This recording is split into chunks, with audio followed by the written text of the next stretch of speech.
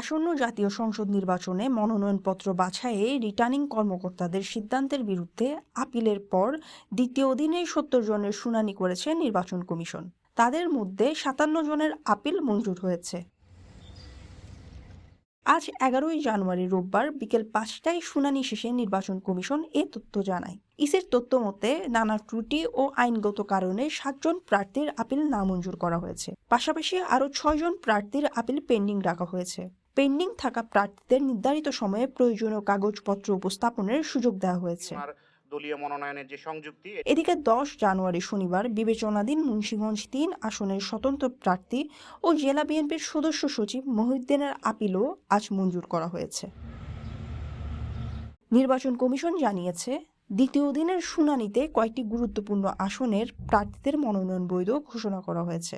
এর মধ্যে রয়েছে বগুড়া ২ আসনের নাগরিক ঐক্যের প্রার্থী মাহমুদুর রহমান মান্না, জামালপুর ৩ আসনে জামায়াতে ইসলামের প্রার্থী মুজিবুর রহমান আজাদী এবং বগুড়া ১ আসনের বিএনপি প্রার্থী কাজী রফিকুল ইসলাম।